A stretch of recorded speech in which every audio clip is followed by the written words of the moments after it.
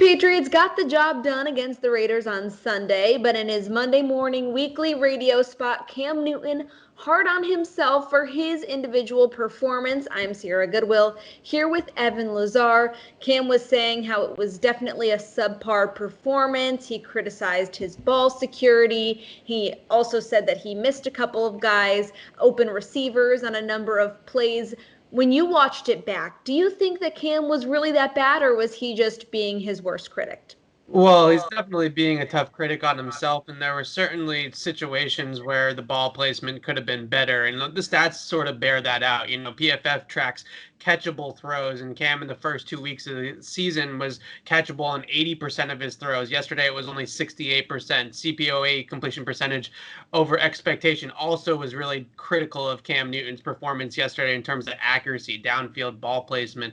When you go back and watch it, though, the one to N'Keal Harry's, I think, one that stands out to a lot of people in the end zone. If Cam throws that in the right spot, then Harry's either going to get killed by the safety, or the safety might even pick it off. It was a very quick closing window, so you have to really fit that ball in there. And I think at the last second, he saw the safety kind of closing in and decided to just throw it wide to Harry instead of risking another turnover there in that spot. So certainly fair criticism. There was a play that Cam pointed out after the game, right before his 21-yard scramble, that he missed a mere bird deep.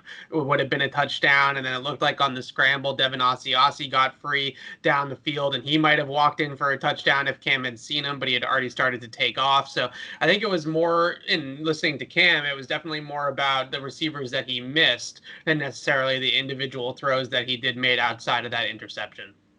Probably a good sign for the Patriots, though, that they were still able to beat a team they should have beat when Cam wasn't completely on his game like he was against the Seahawks. But obviously, we know that his accuracy wasn't up to his standards on Sunday, but was part of that on the receivers. Were they creating the separation that they needed to give Cam those windows?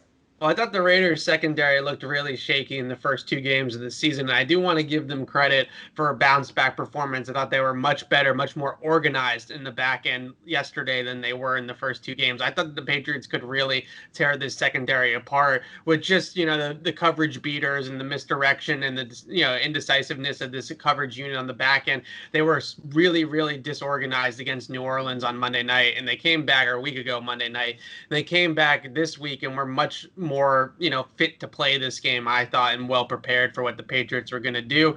We don't have the benefit of the coach's film yet, so it's tough to tell. Was their guy 40 yards down the field that was streaking wide open? I thought it was pretty tight coverage for most of the day, which maybe speaks a little bit to the Patriots' inability to get separation on the outside. But at the same time, we talked about this yesterday, Sierra, when you can win in different ways, when you can run for 250 yards in a game where the passing game really isn't working well, or you can throw the ball for almost 400 when the running game isn't going well, then ultimately at the end of the day, when you put up 36 points and you get the victory, 7 of those were the defense, obviously, but still, that's a good day at the office, and you'll take it every time.